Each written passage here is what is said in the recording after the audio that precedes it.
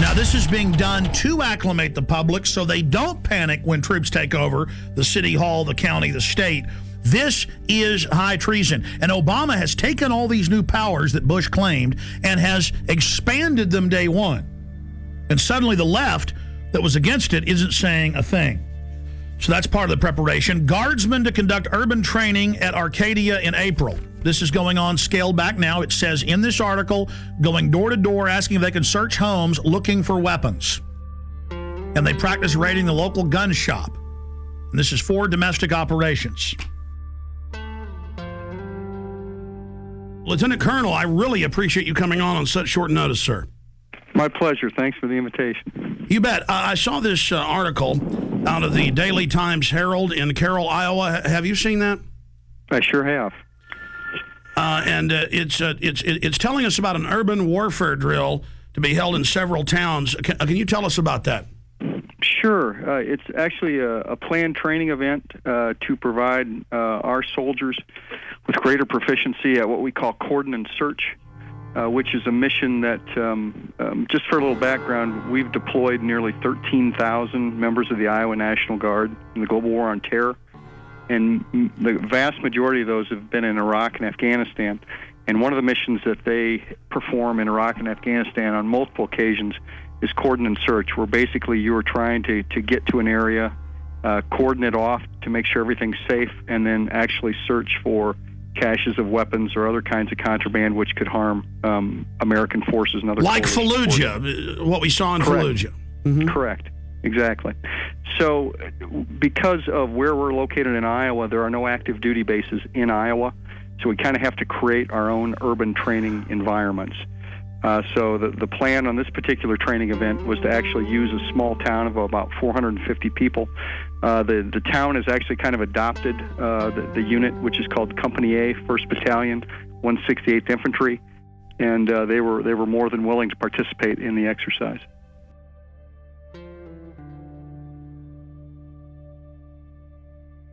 Going through this article, I mean, explaining exactly what they're going to do door to door with the houses, what the checkpoints are going to be simulating.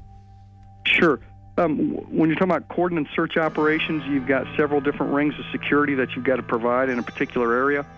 And then it's important that people are treated respectfully as you go house to house, as you're looking for certain items, particularly in our experience in Afghanistan and Iraq, looking for weapon caches, whether those have AK-47s, RPGs, rocket propelled grenades, that is, any kind of ammunition or any kind of improvised explosive devices, et cetera, et cetera. And our job when we go on a cordon search is to locate those kinds of items. And then there might also be persons of interest that we're interested in that coalition forces want to talk to or apprehend. Well, let's just boil it down to this. I have video of Army and Marines with role players screaming, "I'm an American, please don't put me in the camp," and the military training to confiscate their firearms. I mean, certainly you've heard the Army Times and the new directive from Secretary of Defense Robert Gates that they will use the National Guard under federal control for civil insurrection. Are you saying you're not aware of that? No, I'm certainly aware of that, absolutely. But I think you have to look at the role of the National Guard historically. Is that historically we are used in states for disasters overwhelmingly. And our job is to, number one, be ready for our mission federally, which is to go to war. And number two is to help our fellow citizens here in the United States of America. Those But are the Army things that we prepare for and train for. The Army War College 3 weeks ago issued a report saying they're shifting a lot of their focus to engaging the American people and directives on engagement with the American people under NORTHCOM. Well, you got to remember that the National Guard, 99% of the time, if you're talking about peacetime, belongs to the state in which they are located. Only on occasion do they become federalized. One of those examples, of course, is being mobilized and deployed to go to war or peacekeeping or other kinds of federalized missions. But other than that, the National Guard generally in peacetime belongs to the governor of that state. Well, you're pretty informed on all these issues. Obviously, you're right in the middle of it. Did you hear about the mainstream news articles about Marines in California and other places helping at DWI checkpoints with citizens? Would that violate Posse Comitatus? I'm not aware of that. With respect to active duty military, that's called Title 10 when you're on active duty, and they're not allowed to participate in certain kinds of operations under the Posse Comitatus Act.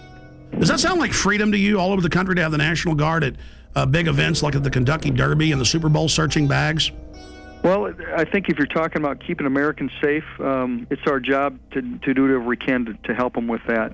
And if our job happens to be to detect weapons of mass destruction or other kinds of things that could harm a great deal of people, that's what we do. Now, here's your Pentagon Channel report.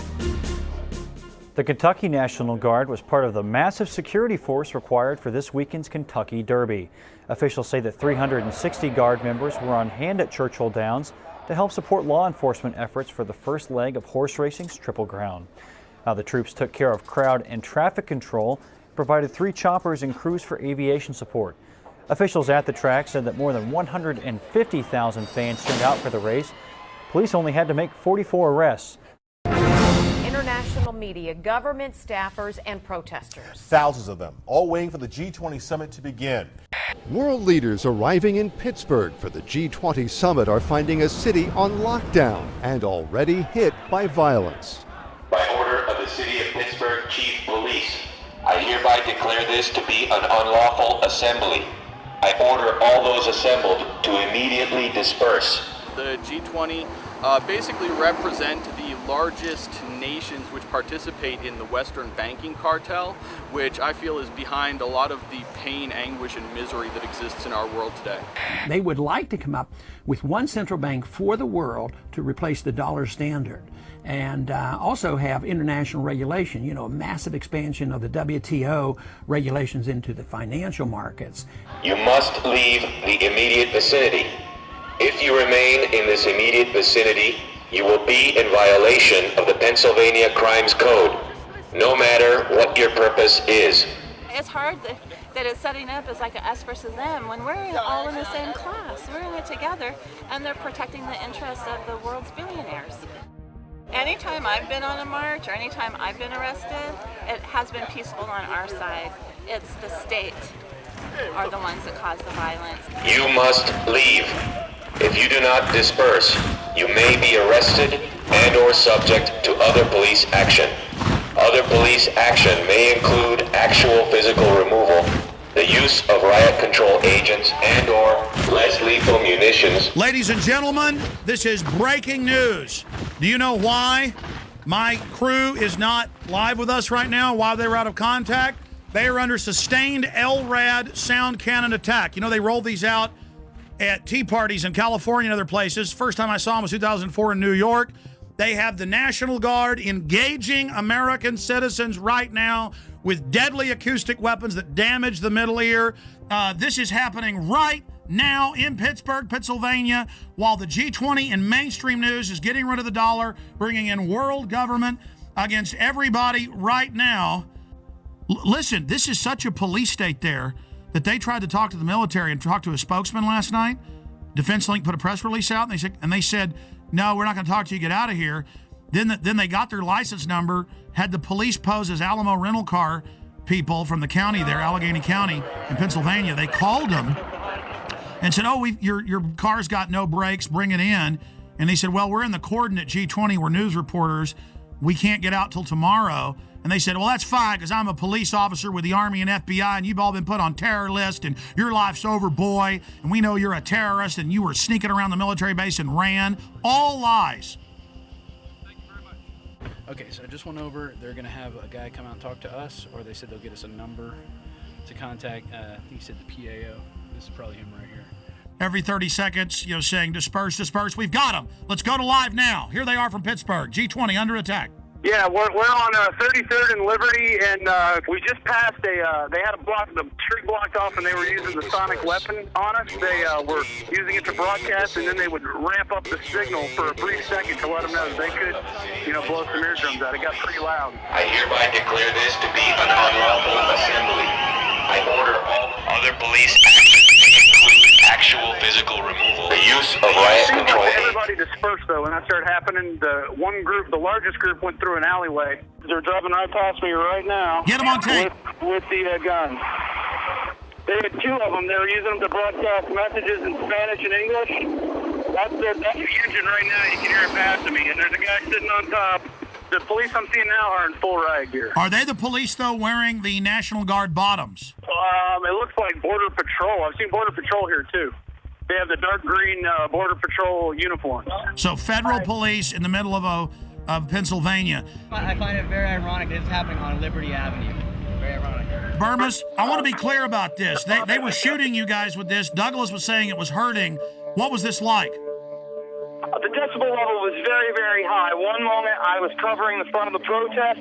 The next moment my eardrums were blasting. And as that happened, I basically turned around, saw about 40 riot police assisted by military, and I ran up and I got all the footage I could. Every once in a while I'd have to take There a you few go, steps back. assisted by military. So this is the military attacking the American people, because in every news article I see, they're together. So that's key for the article Watson's doing. The military was with them.